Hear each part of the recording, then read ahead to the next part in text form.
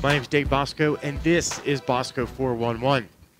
Today we're talking about keeping your car from being repoed.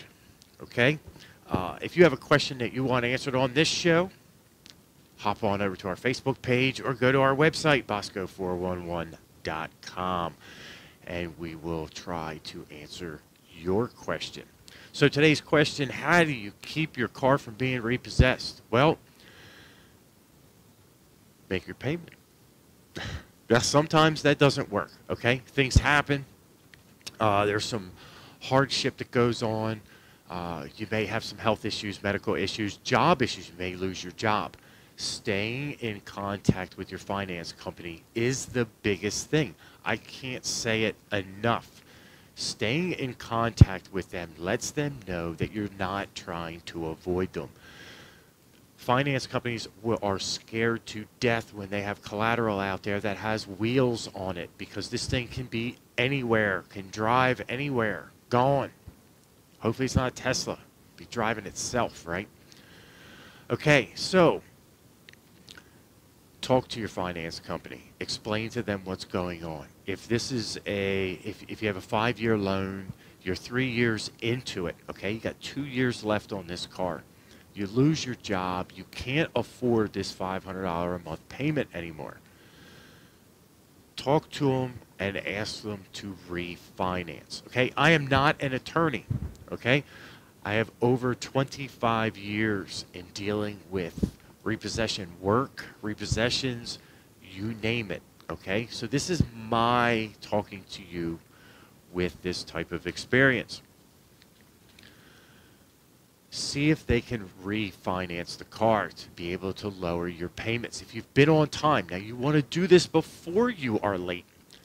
So if you want to do this, try to get them maybe to lower the interest rate, stretch the time back out, maybe be able to lower the payments. If they say, no, we just can't do this, it's within our policy, which you hear a lot of with banks, that's our policy. Go to your local credit union, your local bank, a bank that you normally deal with, if this is not a local bank, and see if you can get a loan on the vehicle to take over that loan. I am not talking about title loans. We'll discuss that in another video, but I may even put a link up if we do a video on that. Go to a reputable bank, because most likely if your credit is still good, they're going to want to work with you. That way you can get your payments a little bit lower. Of course, you have to pay a little bit longer on the car, which is not a really, really good idea, but hey, you know, anything to save the vehicle. Now, for those of you that just say, hey, you know what, this is a brand new loan, they're not going to help me, I can't refinance it. I bought the car the car was $25,000. I had to roll over $5,000 from my piece of whatever Yugo that I traded in last month, and now I owe $5,000 more on this car. So you know what I'm going to do?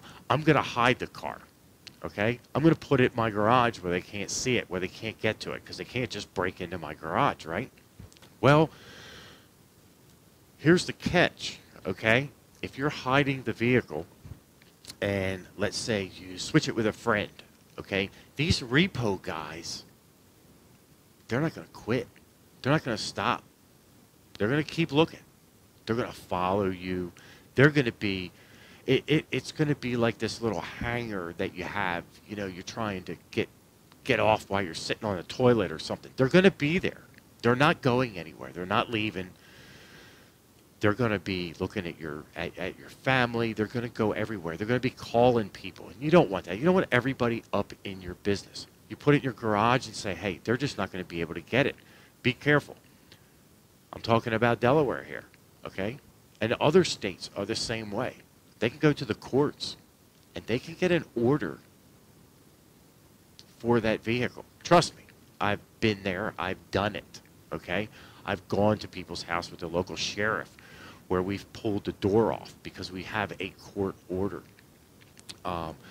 Work with the bank. Don't try to hide it. The more you hide it, the more they're going to charge you in fees. When they finally get this car, the problem's going to be you're going to owe way more money because now you've got this repo guys charges for running all over the place. You've got skip trace fees where people are trying to figure out, well, let me call this person, let me call that person. Maybe the car's here, maybe the car's there. The more work they do to find the car, the more you're going to have to pay to get it back. The bank's not in business to lose money, okay?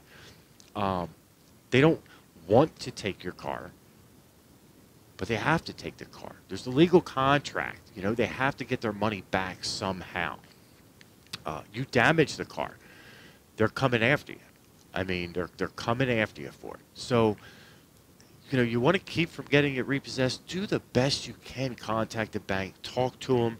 Make sure you're not hiding the car. You know, if you think you can make the payment next week, okay, that's fine. When you get so far behind, come to the terms that you just can't do it, okay? The biggest mistake is, you know what, if I stash this car somewhere or I hide it around a block, they're not going to find it. I'm going to take the license plate off of it so they can't run the tag. I'm not going to lose my car. If you can make the payment, great. If not, just tell the bank to come get it. You know, don't get yourself that far in the hole where instead of owing $20,000 or $10,000 on this car, you're owing $5,000 more. So that's about the best advice I can give you. Don't hide it. Don't run away. Face it.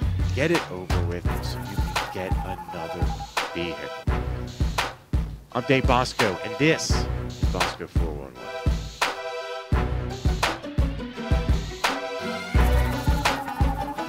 If you liked that video, hit the subscribe button and check out our other videos that we have on our channel.